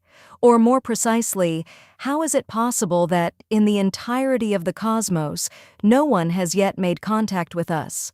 Perhaps the most unsettling answer is also the most straightforward. Maybe we are, in fact, alone. Of course, it remains a possibility that extraterrestrial civilizations are deliberately avoiding contact with us, or that they are still in the process of developing the technologies necessary for interstellar communication. But let's be realistic. Aliens don't exist. Probably. Switching gears, over the centuries, archaeologists have unearthed a diverse array of artifacts bearing runic inscriptions, curses, poems, protective magical spells, and even records of inheritance disputes. However, a recently discovered Norse artifact, dubbed the finger-root stone, bears a single, solitary word. Sounds rather mundane, doesn't it? But consider this. This unassuming stone may represent the oldest runestone ever discovered, potentially dating back nearly 2,000 years. And that's not all. Excavations at the site are still underway. Depending on what subsequent discoveries are made, this find could unlock long-lost secrets and reveal the true meaning behind these enigmatic ancient runes. So, let's delve into this fascinating discovery and explore just how much of established history can be rewritten by a single engraved word on a stone. A long time ago. Imagine, nearly 2,000 years ago, as the first centuries of our era unfolded, a fascinating exchange took place. Scandinavians and Romans, cultures vastly different, found themselves crossing paths. We see the glimmer of trade, glassware and silver moving between these worlds, carried by merchants and adventurers. But something more profound was also in motion. Roman customs, the very way they lived and organized their society, began to filter northward. Even the concept of a written culture, so central to Roman life, started to take root in the Nordic lands. The Nords, pragmatic and resourceful, were intrigued by the Roman alphabet. However, they weren't content with mere imitation. They desired something unique, a set of characters that would truly represent their own language and identity. And so they embarked on a journey of creation, giving birth to their own distinctive writing system: runes. Fast forward nearly 20 centuries. The year is 2021. In eastern Norway, near the quiet village of Zingrut, archaeologists are carefully excavating an Iron Age burial site. The scene is one of meticulous work, brushes sweeping away soil, revealing secrets hidden for millennia. Among the cremation graves, they unearth a remarkable find: a reddish sandstone slab. This unassuming stone would soon become the centerpiece of a major Norwegian archaeological discovery. It's not a massive monument, but rather the size of a modern coffee table, measuring just over 12 inches across. The stone was found nestled amongst burned bones and charcoal, a somber testament to ancient funerary rites. But what truly sets this stone apart are the runes etched into its surface. They appear rough and shallow, as if scratched with the tip of a knife or a similar pointed tool. Runestones themselves aren't entirely unusual in Scandinavia. Archaeologists are accustomed to uncovering runic inscriptions, particularly in this region. However, the tests conducted on this particular stone revealed something extraordinary. Both the burial site and the carving on the stone likely date back to somewhere between the 1st and 3rd centuries. This places it firmly in pre-Viking history, centuries before the Viking Age officially began around 800 CE. This makes it one of the oldest, most reliably dated examples of early writing ever discovered in Scandinavia. Now, when we look at these carvings, we might see a series of lines and angles that seem almost haphazard. To the untrained eye, they could appear as magical symbols intended to invoke the power of Nordic deities, or perhaps just random scratches made by someone idly marking the stone. But these are real letters, crude yet undeniably intentional. They represent an ancient writing system used by Germanic tribes across northern Europe. These runes were painstakingly engraved into various materials: wood, bone, and of course stone. Their shapes are characterized by straight, angular lines. This wasn't a matter of artistic preference, but rather a practical consideration. Curves were simply difficult to carve with the tools available at the time. As the Germanic tribes encountered the Roman Empire, they faced a choice. They could simply adopt the Latin alphabet wholesale. But instead, they chose a different path. They took the very idea of writing and forged their own version, adapting it to their own language and cultural context. The original runic alphabet is known as Elder Futhark. It consisted of 24 letters. We can find examples of these runes on artifacts dating from around the 2nd to the 8th centuries CE. The name Futhark itself is derived from the first 6 letters of the alphabet: F, U, Theth, A, R, and K. Each rune likely had a name that corresponded to the sound it represented. For example, the rune that makes an A sound was called ansuz. However, frustratingly for modern scholars, no one from that era left behind a comprehensive guide explaining the names and meanings of all the runes. In fact, the knowledge of how to read them was largely lost for centuries, until 1865, when a Norwegian linguist named Sophus Bugge painstakingly deciphered them by comparing clues, piecing together the puzzle like a detective sketching a suspect from scattered witness accounts. He examined later runic alphabets and ancient poems that referenced the runes.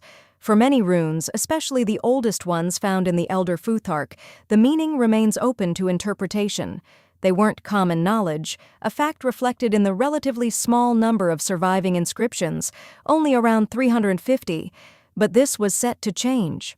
As the Scandinavian language evolved from Proto-Norse into Old Norse, the language spoken by the Vikings, the Elder Futhark underwent a transformation.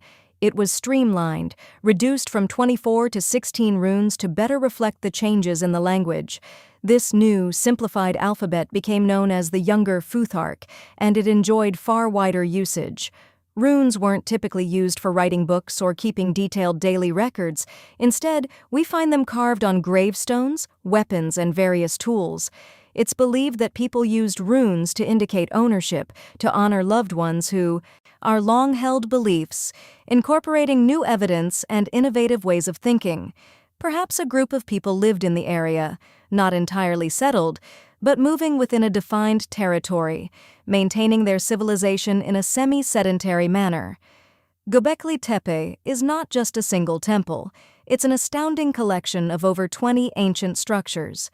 As archaeologists delve deeper into this wonder, they are uncovering a unique layout, characterized by two prominent focal points at the heart of each structure, complemented by smaller structures and dividing walls. And what's even more astonishing is the presence of over 200 obelisks, those narrow tapering monuments that reach for the sky. Now let's shift our focus to a different kind of ancient wonder. Imagine the Tower of London, the ultimate symbol of royal power in England. For nearly 1,000 years, it has housed kings, queens, and the priceless crown jewels. It has served as a fortress, a palace, and even a prison. It stands as one of the most studied and documented historic sites in the world. Yet even here, archaeologists recently unearthed unsettling human remains only 10 feet beneath a walkway. Who were these people?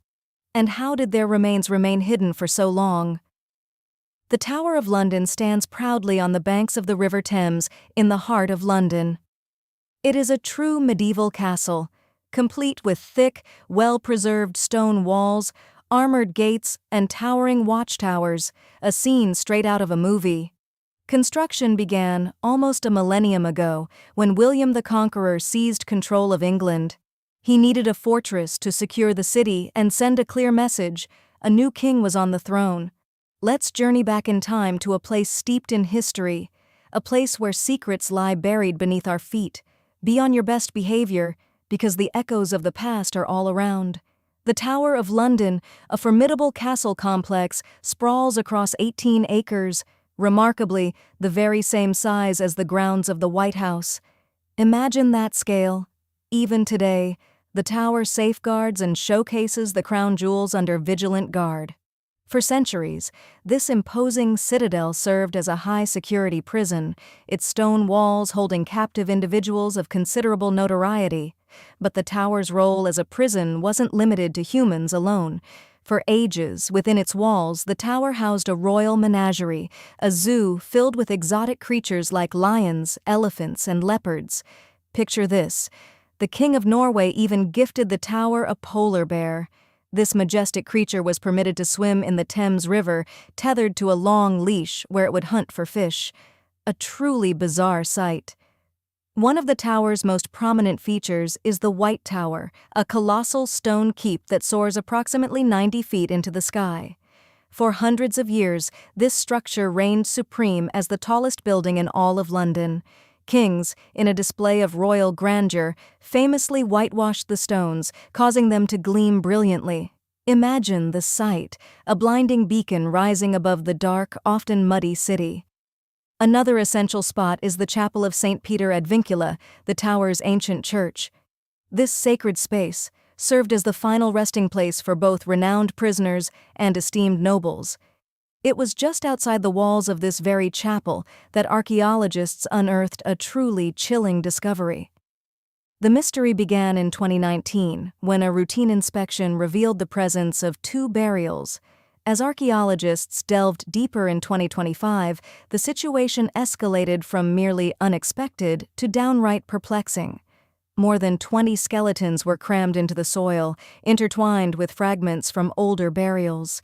This unsettling discovery made it clear that this particular spot had been used and reused repeatedly throughout the ages. These graves span centuries, dating from the 1200s to the 1600s, We are not witnessing a single, isolated tragedy here, but rather a place that saw continuous use throughout medieval London. One particular discovery evokes the atmosphere of a horror film. A cluster of at least 6 individuals dating back to the 1300s, their remains unusually jumbled compared to the others. The timing aligns perfectly with the era of the Black Death in London. Could this group be victims of the plague? Researchers are treading carefully before drawing firm conclusions. In stark contrast, other graves exude an air of opulence. Several individuals were interred in coffins.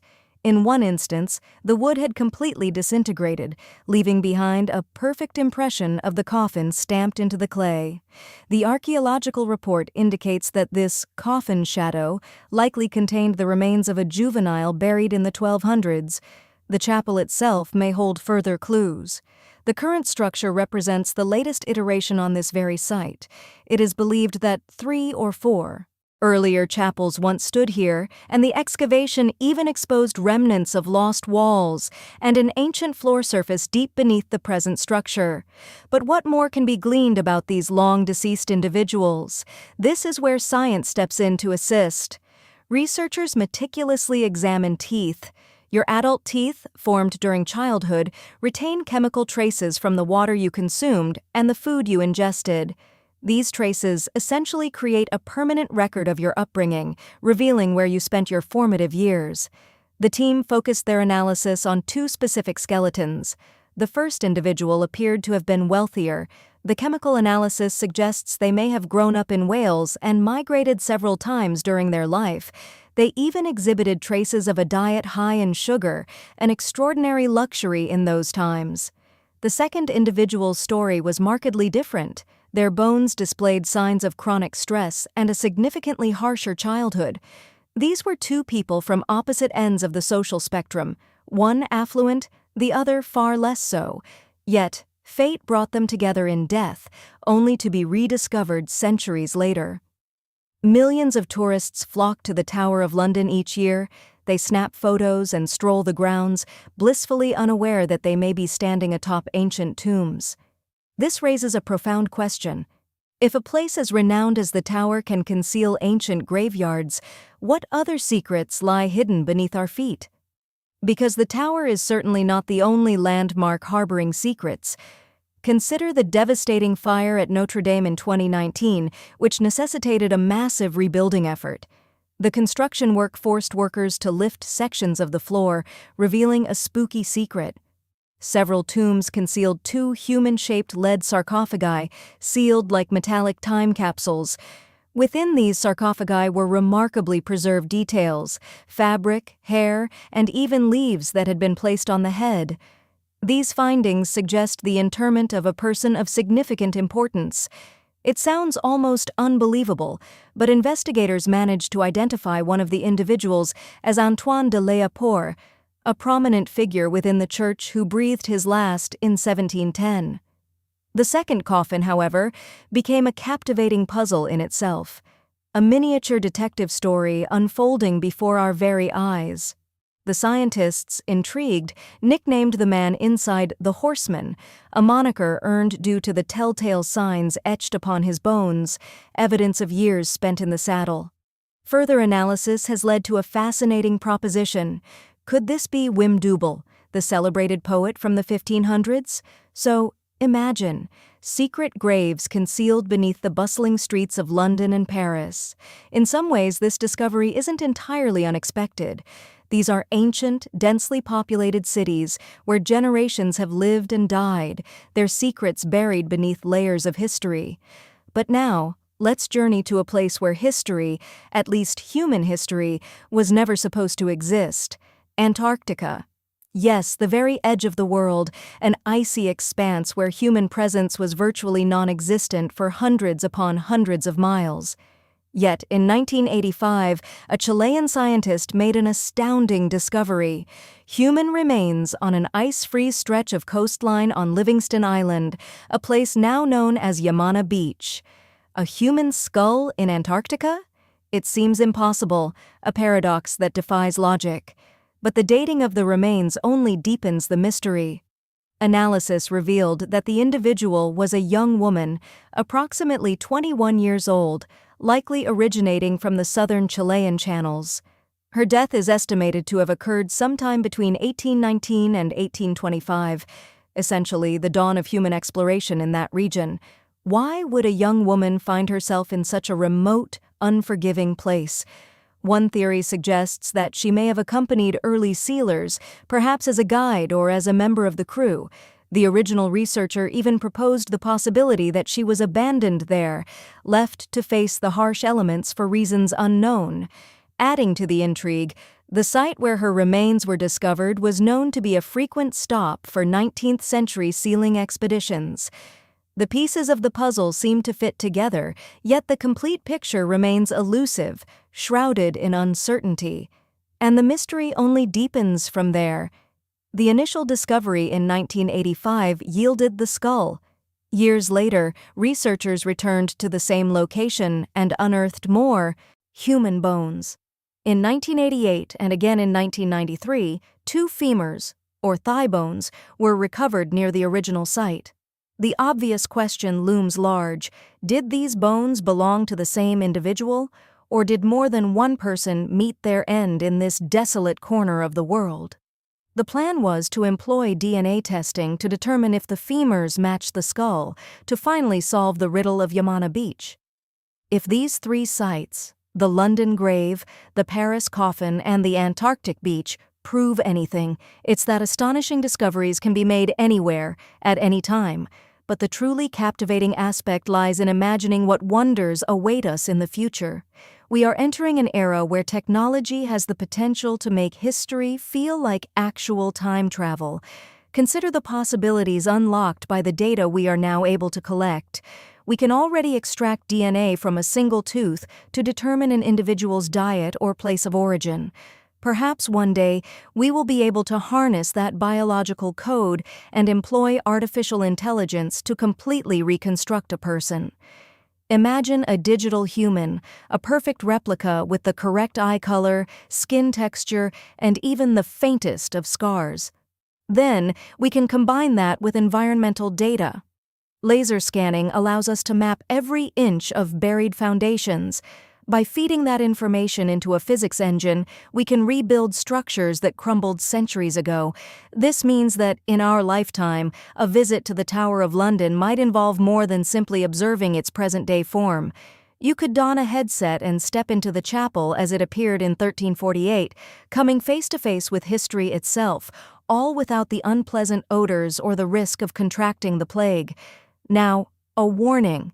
If you are a devoted believer in extraterrestrial beings and readily accept every account of contact with them as fact, you might want to skip the following section.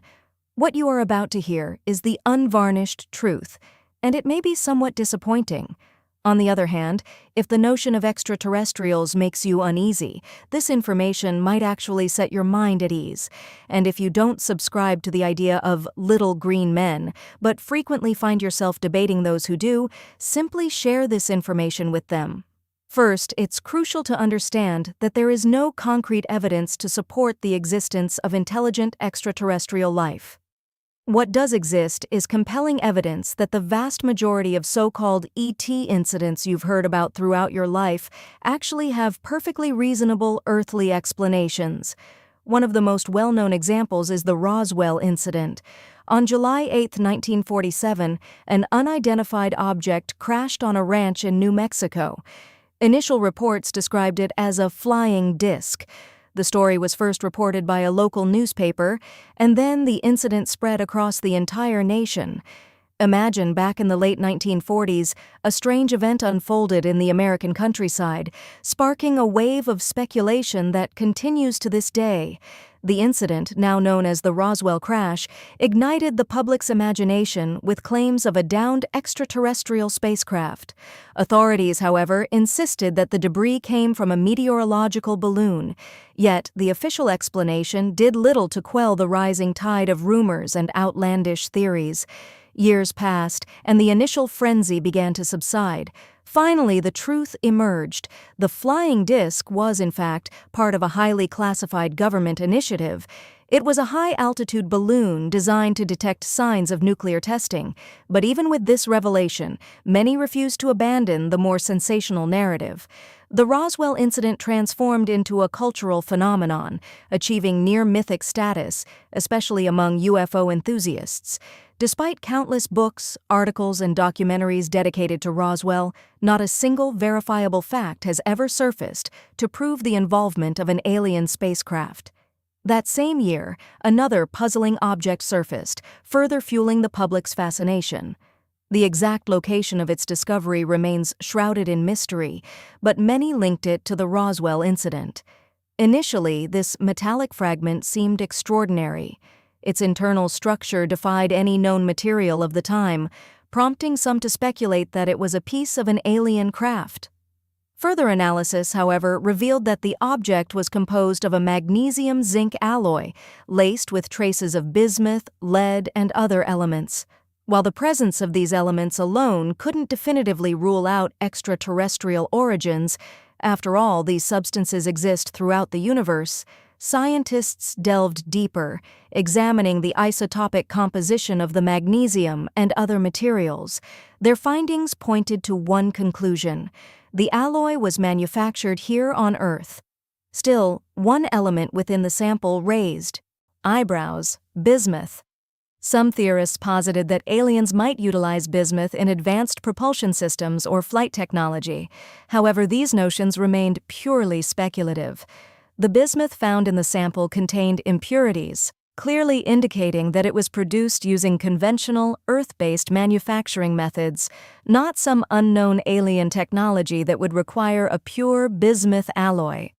Unfortunately for those hoping for an alien connection, the analysis revealed lead impurities within the bismuth sample, serving as undeniable evidence that no extraterrestrial technology was involved. It was created on Earth by human hands. However, the manufacturing process was indeed peculiar, owing to the specific blend of elements. The object also exhibited damage consistent with impact and exposure to high heat. The most plausible explanation? It was a component of yet another top-secret surveillance balloon. Now let's turn our attention to another alien-like enigma, the famous, albeit less widely known, WOW signal. In 1977, a radio telescope in Ohio picked up a peculiar signal emanating from deep space.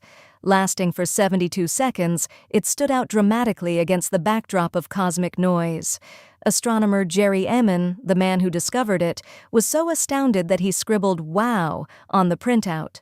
For a brief moment, the scientific community entertained the notion that the radio signal could be a message originating from an alien civilization. However, the signal was never detected again. Subsequent explanations suggested that it could have been radio emissions from a neutron star, amplified by a cold hydrogen cloud. Similar cases abound, and realistic explanations can often be found with a bit of online research. However, events like Roswell occurred decades ago. What about more recent accounts? You've likely come across videos recorded by pilots depicting fast-moving, elusive objects in the sky. Scientists have meticulously analyzed these videos and uncovered something intriguing. The observed behavior often seems to defy the known laws of physics.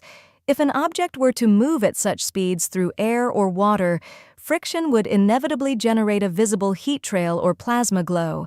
Yet, such phenomena are conspicuously absent from the footage. Does this imply alien technology? Probably not.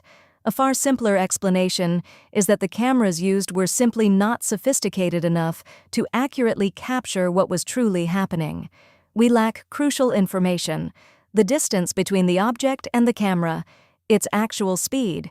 It could be a visual artifact, a glitch in the sensor, or even a distortion caused by the lens. If you remain convinced that these recordings depict genuine UFOs, ask yourself this: after all these years, why do we still lack high-quality footage? Are all the purported images of extraterrestrial phenomena consistently low quality, indistinct, and often monochromatic? A multitude of fuzzy, out-of-focus pictures pale in comparison to a single, clear, high-resolution video, something we've yet to obtain. The likelihood that purported UFO sightings stem from optical illusions or sensor malfunctions is significantly greater than the notion that they represent actual alien spacecraft traversing interstellar distances. The simple truth is, many individuals yearn to believe in extraterrestrial civilizations, thus amplifying any news, however flimsy, that hints at alien technology. A prime illustration of this phenomenon is Oumuamua, the first interstellar object detected within our solar system. Initial reactions bordered on panic, with some claiming it to be an alien probe on a reconnaissance mission. In reality, it was almost certainly a run-of-the-mill interstellar asteroid, nothing more. Recall the more recent frenzy surrounding comet C 2023A3 Tsingtao Atlas, or 3-Eye Atlas, as it was nicknamed.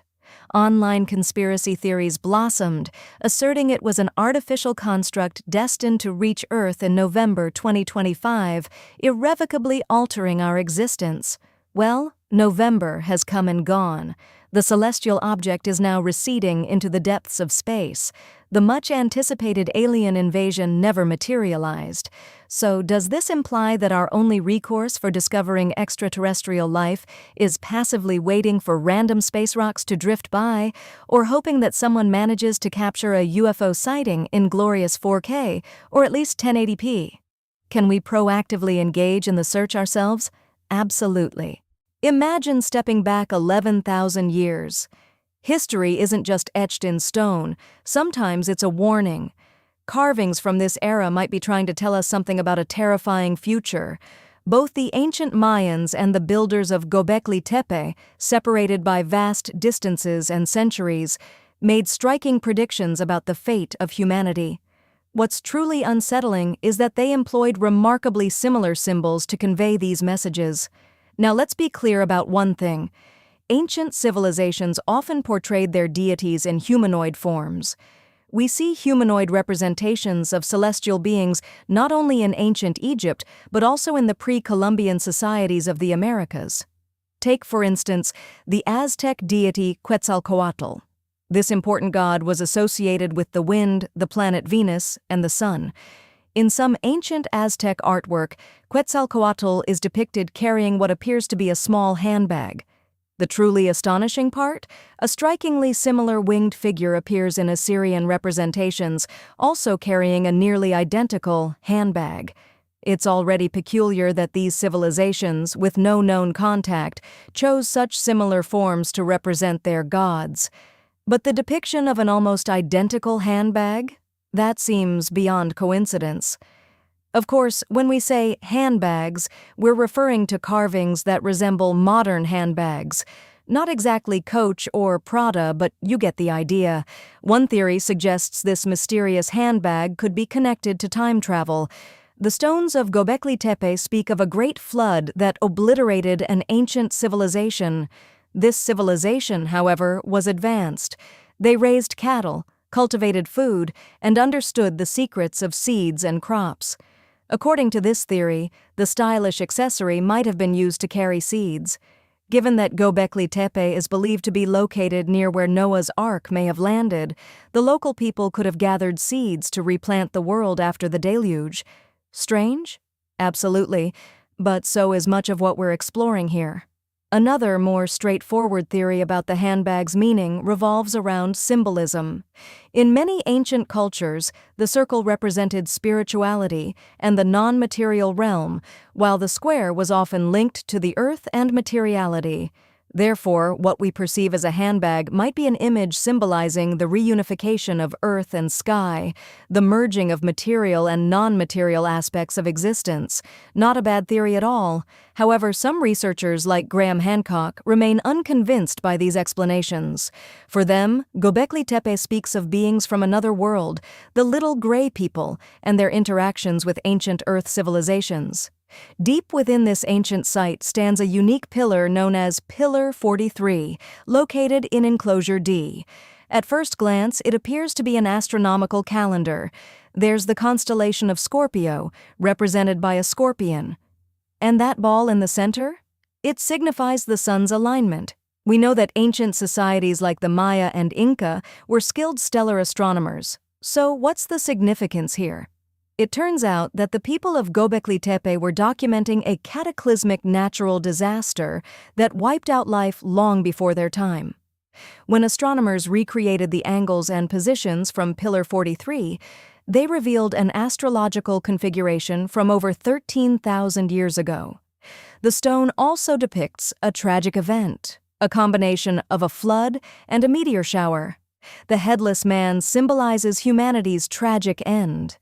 The snake emerging from the ground, giant waves engulfing the earth. And Pillar 43 isn't the only stone telling this story. Pillar 56 offers more details about the Younger Dryas event, also known as the Terror from the Sky. We see animals fleeing and waves crashing as the meteor shower strikes. But while Pillar 43 pinpoints the date of the last disaster, Pillar 18 in Enclosure D may provide the date of the next potential cataclysm. The art on this pillar focuses on the constellation Aquarius. This may sound like a New Age theory, but maybe the builders of Göbekli Tepe are giving us a warning, the date of the next disaster, so we have time to prepare. These images could be a survival guide for humanity, or perhaps not. But what makes this truly compelling is a specific piece of evidence, the Encke comet, discovered in 1786. Imagine a colossal comet, a cosmic behemoth spanning 100 miles, composed of ice, rock, and even veins of metal, hurtling through space. Eons ago, this giant fractured, shattered into a swarm of debris. Now, instead of a single awe-inspiring comet, we're left with countless fragments, a cosmic scattering of millions of smaller, icy bodies. Now, picture the Earth, our home, passing through this field of debris. Millions of years ago, the people of Göbekli Tepe, the ancient ones, witnessed a breathtaking, terrifying spectacle, a firestorm of comets blazing across the sky, seemingly originating from the constellation Aquarius, a celestial event mirrored in the carvings on Pillar 43. Here's where the mystery deepens, where a shiver runs down the spine. Our planet journeys through this same debris field every single year. If you're listening to this in September, October, or November, we are sailing through that cosmic stream right now. Could history repeat itself? Could these icy remnants once again rain down upon the Earth, mirroring the cataclysm witnessed by those ancient eyes? It remains a chilling theory, a possibility lurking in the shadows of the past. But the real enigma, the question that truly boggles the mind, is this: how could the people of Göbekli Tepe possess knowledge of an event that transpired millennia before their birth? In 2019, excavations began at Karahan Tepe, a site located approximately 40 miles from Göbekli Tepe. Initial research suggests that this settlement may predate even Göbekli Tepe. While Göbekli Tepe appears to have served as a place of worship, perhaps an ancient observatory charting the heavens, Karahan Tepe reveals signs of a more structured, organized society. The unearthed artifacts at Karahan Tepe, intricate carvings etched into stone, tools crafted with skill, and the very remnants of buildings, paint a vivid picture. These were not simply nomadic hunter-gatherers. They possessed a complex social structure, interwoven with spiritual and ceremonial practices. Then, in 2020, researchers began to uncover a network of other settlements scattered throughout the region, suggesting that Göbekli Tepe was not an isolated site, but a central hub within a sprawling metropolis. This entire complex is now collectively known as the Taş Tepeler Project. The sheer scope of this discovery, the implications for our understanding of human history, have left scientists reeling. It's a puzzle that defies easy answers. Remember, this was a time when the Earth was just emerging from its last ice age. Conventional wisdom once held that Stone Age civilizations were primitive, unsophisticated. Yet the evidence continues to mount, proving that this perception was fundamentally wrong. For Göbekli Tepe to have existed, to have been built with such advanced techniques over 12,000 years ago, suggests the existence of an even earlier, more advanced civilization. Such knowledge, such skill, does not simply materialize out of thin air. And Göbekli Tepe isn't the only enigma. Consider the Mayans, for example.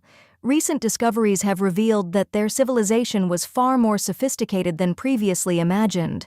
They constructed vast cities, interconnected by roads stretching up to 130 feet in width.